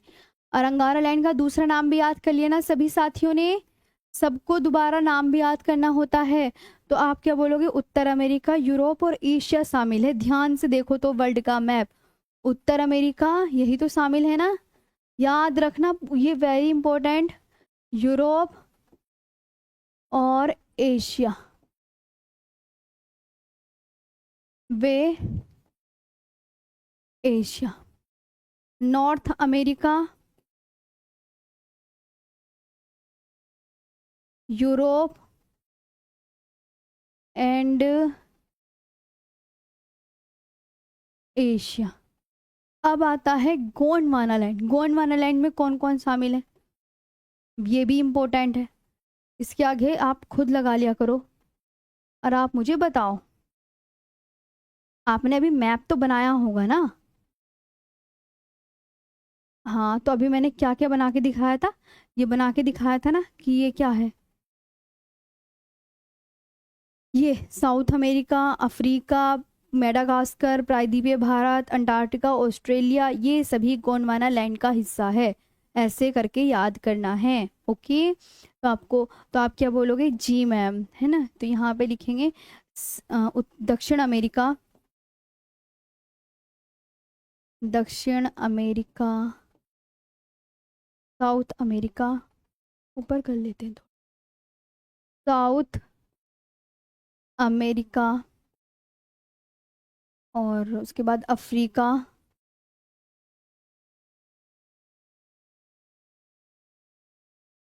इसके बाद प्रायद्वीपीय भारत। प्रायद्वीपीय भारत तो मोस्ट क्वेश्चन है, इंडियन पेनिनसुला पूछा ही जाता है, क्योंकि बच्चों को कंफ्यूज करने के लिए ज़रूर देते हैं ये वाला एग्जाम में। उसके बाद ऑस्ट्रेलिया, एंड लास्ट क्या बचा आपका? अंटार्कटिका।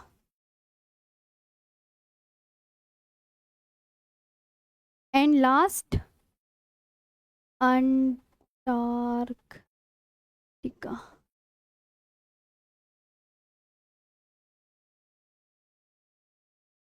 ओके, ये आपको बढ़िया से याद करने हैं मैम। और यहाँ तक, अब आप पहले मुझे ये बताओ, यहाँ तक समझ आया सभी साथियों को? इतना याद करना है। कल आपकी जितने भी श्रेणियां हैं उन सब के बारे में बताऊंगी, किन किन की श्रेणी, अब मैं कल की क्लास में बताऊंगी हिमालय की श्रेणियों के विषय में। तो अभी आपको इतना समझ में आना चाहिए। अच्छा मैम, आपने अंगारा लैंड, गोंडवाना लैंड ये सब करा दिए, वेरी गुड। अब बताओ जी, अब बताओ, यहाँ तक क्लियर है? अब बताओ यहाँ तक सेशन कैसा लगा आपको? बस इतने ही मिनट की क्लास हुआ करेगी, आपको बहुत अच्छे से पढ़ना है, डेली पढ़ना है, डेली नोट्स बनाने हैं, और डेली मेरे साथ जितनी भी मैं चीज़ें सिखाती हूँ कि ऐसे याद करो वैसे याद करो, सब याद करना है। यहीं से ही आपको PYQ सब कुछ मिलेंगे, सब ठीक। अब बताओ यहाँ तक क्लियर है? कमेंट्स नहीं आ रही हैं, कहाँ चली गई तुम्हारी कमेंट्स? रिफ्रेश करना पड़ेगा एक बार। थैंक यू मैम किरण, अच्छी। किरण ने तो बहुत सारे दांत भी दिखा दिए हैं। चलो आगे चले, अच्छे से समझ में आया? हाँ, अब सभी अच्छे से क्लास को लाइक करेंगे, शेयर करेंगे। रिवीजन और करा देती हूँ मैं 2 मिनट का, चलें फिर रिवीजन कर लें। बस आज मैंने आपको ये एक तो आधा भारत की समुद्री सीमा वगैरह बताई थी, ये आपको यार सारा कुछ याद कर लेना जो मैं दिखा रही हूँ, है ना? कि मैम आधार रेखा किसे बोलते हैं, आंतरिक जल कैसा होता है, इंटरनल वाटर, बेस लाइन, सब कुछ पढ़ना है जितने भी हो। और एक नॉटिकल मील वेरी इंपॉर्टेंट, ये तो कुछ ज़्यादा ही इम्पोर्टेंट है कि 1.852, एक फैदम में 6 फीट, समुद्री गहराई को हम फैदम में मापते हैं। फिर ये ग्रीन वाली मैंने क्या बनाई थी, इसका नाम क्या लिखा था मैंने? आधार रेखा। ये वाली 12 नॉटिकल मील, ये 24 नॉटिकल मील, ये 200 नॉटिकल मील। अब मैंने आपको बताया 12 नॉटिकल मील तक के क्षेत्र को, इसे इंग्लिश हिंदी दोनों में याद रखना है, प्रादेशिक जल सीमा। 24 नॉटिकल मील को अभिचिन मंडल या कंटिगुअस जोन, और 200 नॉटिकल मील के क्षेत्र को अनन्य आर्थिक क्षेत्र ये बोलते हैं। इसके बाद भारतीय समुद्री सीमा को कितने भागों में बांट कर पढ़ते हैं? 3 में बांट के पढ़ते हैं। प्रादेशिक जल सीमा को इंग्लिश में याद कर लेना। यह आधार रेखा से, ये जरूर फोकस करना है कि यह आधार रेखा से 12 नॉटिकल मील तक है। और इस वाले क्षेत्र में सभी प्रकार के संसाधनों के दोहन का पूर्ण अधिकार है भारत को। अविच्छिन्न मंडल या कंटिगुअस जोन, यह आधार रेखा से 24 समुद्री मील तक, यही प्रीवियस ईयर में क्वेश्चन बनते हैं ये वाला। यहाँ पे सीमा शुल्क का, साफ सफाई की जिम्मेदारी, पर्यावरणीय स्वच्छता का अधिकार भारत का है। इसके बाद अनन्य आर्थिक क्षेत्र या आधार रेखा से ये पूछी जाती है ये लाइनें, बस एग्जाम में आपको यही देखने को मिलेंगी ये कहाँ से कहाँ तक है। और मछली पकड़ने का, तेल निकालने का, जितने भी नए द्वीप मिलेंगे वो भी किसके होंगे, भारत के ही होंगे। और इसके बाद आगे क्या था, उच्च सागर हाई सी का विस्तार जहाँ सभी राष्ट्रों का समान अधिकार है। ठीक है, पर्टिकुलर राष्ट्र का कोई ऐसा अधिकार नहीं कि वो अपना मालिकाना हक जमाए बैठा है। फिर मैंने भारत का भौतिक प्रदेश, फिजियोग्राफिक डिवीजन ऑफ इंडिया, कि आपस में कुछ जुड़े हुए कॉन्टिनेंट्स क्या कहलाएं, डिवीजन। पेंजिया, जो समुद्र था वो क्या कहलाया, पेंथलासा। तो आपस में जुड़े हुए महाद्वीपों को क्या कहा गया, पेंजिया। और जो चारों ओर महासागर था उसको पेंथलासा। जहाँ पे येलो कलर की अंडरलाइन करूँ वो तो और भी इम्पोर्टेंट है, वो याद करनी ही है। पेंजिया कितने भागों में टूटा, पूछा जाएगा कौन 2 भागों में टूटा, तो और कौन से युग में टूटा, कार्बोनिफेरस पीरियड में। उत्तर का भाग लौरेशिया अंगारालैंड, दक्षिण का भाग आपका गोंडवानालैंड। फिर कई वर्षों बाद दोबारा क्या होते हैं, अंगारालैंड और गोंडवानालैंड दोबारा टूटते हैं। तो अंगारालैंड में कौन कौन से, उत्तर अमेरिका, यूरोप, एशिया। गोंडवानालैंड में कौन कौन शामिल हैं, तो आप क्या बोलोगे, दक्षिण अमेरिका, अफ्रीका, प्रायद्वीपीय भारत। ये कुछ ज़्यादा इम्पोर्टेंट हो जाता है कि ये गोंडवानालैंड का ही पार्ट है। ऑस्ट्रेलिया और अंटार्कटिका। ठीक, ये मैप बनाया। ये मैप क्या बताया कि अंगारालैंड, गोंडवानालैंड, बीच में क्या था, पानी को क्या बोला, टैथिस भूषण नदी। फिर मैंने तुम्हें नदियों की कहानी बताई कि नदियाँ क्या लाती हैं अपने साथ, कंकड़, मिट्टी, रेत, बजरी, ये सब बहा कर लाती हैं। तो इन्हीं कंकड़, मिट्टी, रेत, पत्थर को क्या बोलते हैं, अवसाद, जिन्हें डिपॉजिट बोलते हैं। यही अवसाद यहाँ पे बहुत इकट्ठा होते रहे और जब चट्टान का रूप लिया, तो जब आंतरिक हलचलें हुई तो मोड़ पड़े, वलन पड़े, उसके बाद क्या हुआ, हिमालय पर्वत की उत्पत्ति हुई। और ये यहाँ पे याद रखेंगे, टैथिस भूषण नदी को क्या कहा जाता है, हिमालय का जन्म स्थल कहा जाता है। अब आप मुझे बताइए आज का सेशन कैसा लगा सभी साथियों को।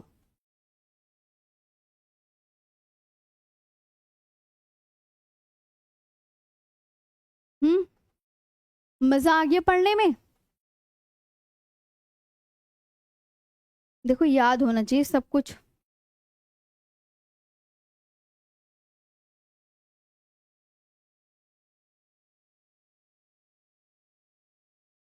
ये मैप भी दे दिए। अच्छा, अब कल मैं बताऊंगी हिमालय की श्रेणियों के विषय में और कल आपके क्वेश्चन भी होंगे। आज के लिए इतना ही। और प्यारी सी ऑफलाइन कमेंट्स करके बताना आज का सेशन भी कितना अच्छा लगा। कभी पता चल रहा है डेली लाइव आना है, बहुत अच्छे से हम ये ज्योग्राफी को पूरा कंप्लीट करेंगे। Thank you so much.